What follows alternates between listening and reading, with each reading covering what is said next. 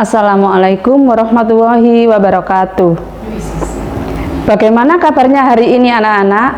Semoga sehat selalu, jaga ibadahnya, tetap semangat dan tetap belajar di rumah saja. Marilah kita awali pembelajaran hari ini dengan membaca basmalah terlebih dahulu. Bismillahirrahmanirrahim. Baiklah anak-anak, hari ini kita belajar dengan tema yang ada di sebelah ini. Nah, tahukah kalian penampakan alam di Indonesia itu tuh merupakan salah satu yang terlengkap di dunia. Di Indonesia itu punya laut, punya pantai, dataran rendah, lembah subur, sungai, danau, bukit, pegunungan, hingga gunung dapat ditemukan di Indonesia. Nah, bentang alam di Indonesia yang sangat bervariasi itu berbeda-beda di tiap wilayahnya. Jadi, masing-masing wilayah itu punya karakteristik yang berbeda-beda. Sekarang yuk kita kenali Indonesia lebih dekat. Kita mulai dari Pulau Sumatera. Nah, di sini di Pulau Sumatera ada apa saja ya? Ada Gunung Leuser.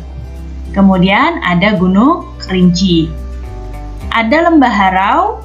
Kemudian sungainya ada Sungai Musi, ada Sungai Batanghari, ada Sungai Asahan, dan ada Pantai Tanjung Tinggi. Nah, yang Ibu sebutkan tadi ini baru beberapa, sebenarnya masih banyak lagi yang lain yang ada di Pulau Sumatera. Ini beberapa contohnya. Kemudian di Pulau Jawa. Nah, beberapa bentang alam yang ada di Pulau Jawa. Ada Gunung Slamet, ada Gunung Merapi, ada Gunung Semeru, kemudian ada Lembah Panyawean, ada Pantai Pangandaran, ada Sungai Bengawan Solo, dan ada Sungai Citarum. Dan masih banyak lagi yang lainnya. Kemudian di Pulau Kalimantan, beberapa bentang alamnya diantaranya ada Gunung Bukit Raya, Bukit Kelam, kemudian Pantai Derawan, Sungai Kapuas, dan di Kalimantan ini hampir sebagian besar wilayahnya itu merupakan hutan hujan tropis. Jadi banyak sekali hutan yang luas di Pulau Kalimantan. Selanjutnya, Pulau Sulawesi. Di Pulau Sulawesi, bentang alamnya salah satunya ada Gunung Lantimojong, ada Gunung Lokon, sungainya ada Sungai Malili, kemudian Sungai Poso, ada Pantai Losari, dan ada Lembah Rama, dan masih banyak lagi yang lainnya. Bentang alam yang ada di Pulau Bali dan Nusa Tenggara. Ada Gunung Agung, ada Gunung Batur, Gunung Rinjani. Nah, Gunung Agung sama Gunung Batur ini adanya di Bali. Gunung Rinjani ini adanya di Nusa Tenggara. Ada Pantai Lombok, Pantai Nusa Penida, dan ada Sungai Badung. Pantai Lombok adanya di Nusa Tenggara.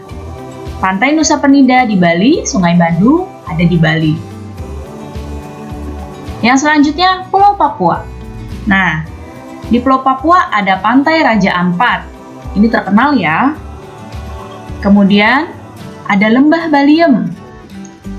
Ada Gunung Jayawijaya. Nah, ini adalah gunung satu-satunya gunung di Indonesia yang ada lapisan salju di puncaknya.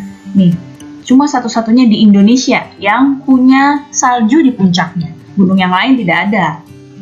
Ada Sungai Baliem, kemudian ada juga Sungai Digul. Nah, itu tadi beberapa contoh bentang alam yang ada di tiap-tiap pulau yang ada di Indonesia. Nah, Indonesia kalau secara astronomis itu berada di daerah tropis. Lihat di sini yang ditandai dengan warna abu-abu ini yang tropis. Lihat yang dilingkari merah ini adalah Indonesia. Ya, jadi Indonesia itu berada di wilayah beriklim tropis. Nah, ciri-ciri wilayah yang beriklim tropis itu suhu rata-ratanya sekitar 27 derajat Celcius. Dan lama siang dan malamnya itu hampir sama, yaitu kurang lebih 12 jam. Jadi hampir sama ya, siangnya 12 jam, malamnya 12 jam. Nah, wilayah beriklim tropis ini secara umum dibagi jadi dua iklim, yaitu ada iklim laut dan ada iklim panas. Iklim laut di Indonesia itu terjadi karena wilayahnya Indonesia itu memiliki wilayah laut yang luas. Sedangkan iklim panas di Indonesia itu terjadi karena Indonesia itu berada di daerah tropis. Nah, Indonesia itu karena wilayahnya sangat luas, sehingga Indonesia itu sangat kaya dengan flora dan fauna. Ya, banyak faktor yang menyebabkan beragamnya flora dan fauna di Indonesia, seperti salah satunya iklim. Iklim itu memiliki peranan yang penting bagi persebaran flora dan fauna di setiap daerah di Indonesia. Nah, kita lihat, perhatikan di sini persebaran flora di Indonesia. Flora itu tumbuhan ya. Nah, flora di Indonesia itu dibagi jadi dua bagian besar. Ada Indo-Malayan, ada Indo-Australian. Tumbuhan-tumbuhan yang termasuk Indo-Malayan itu berada di kawasan Indonesia bagian barat seperti Kalimantan, Sumatera, Jawa, dan Bali. Ya, itu yang Indo-Malayan. Jadi yang Indo-Malayan ini tumbuhan-tumbuhan yang berada di sebelah baratnya Indonesia, yaitu Kalimantan, Sumatera, Jawa, dan Bali.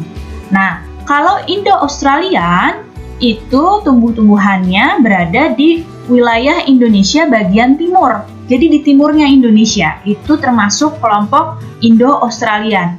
Daerah-daerahnya seperti Sulawesi, Maluku, Nusa Tenggara, dan Papua. Ya, jadi kalau persebaran flora Indo-Malayan itu di bagian barat Indonesia, kalau persebaran flora Indo-Australian itu berada di kawasan timurnya Indonesia seperti Sulawesi, Maluku, Papua, dan Nusa Tenggara. Sekarang kelompok fauna di Indonesia. Tadi kalau flora itu tumbuhan, kalau fauna itu adalah hewan.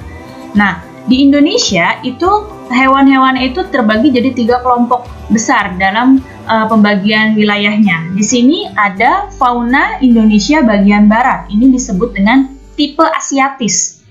Ada fauna Indonesia bagian tengah. Ini disebut dengan tipe peralihan. Dan ada fauna Indonesia di bagian timur. Itu tipe australis. Nah, perhatikan petanya di sini. Nah, coba kalau ada peta begini nih, peta persebaran fauna di Indonesia. Ini masuknya peta umum apa peta khusus ya? Ayo, pertemuan kemarin sudah kita pelajari nih. Betul, ini masuknya peta khusus. Nah, ini adalah peta yang menggambarkan persebaran fauna di Indonesia. Bisa kamu lihat di sini. Tadi tipe asiatis. Tipe asiatis ini ada di baratnya Indonesia. Ya, di wilayah Kalimantan, Bali, Jawa, dan Sumatera. Itu tipe asiatis. Nah, di sini tipe asiatis ini ada harimau, contoh hewannya ya. Ada orang utan. Orang utan ini ada di Sumatera dan ada di Kalimantan. Harimau ini ada di Sumatera. Kemudian ada badak. Badak ini ada di Jawa ya. Kemudian ada juga gajah. Gajah ini banyaknya di Sumatera. Nah, ada tipe peralihan. Ini wilayahnya Sulawesi dan Nusa Tenggara. Ini fauna-fauna tipe peralihan. Contohnya ada anoa. Anoa itu asli dari Sulawesi. Kemudian komodo. Nah, di komodo ada di Nusa Tenggara. Di sini komodo. Nah, di komodo ini kemudian ada babi rusa. Komodo ini merupakan hewan endemik, jadi hewan yang cuma ada di Pulau Komodo. Ya, jadi komodo itu cuma satu-satunya ada di daerah situ aja, nggak ada di wilayah lain di dunia. Cuma ada di Nusa Tenggara, yaitu di Pulau Komodo.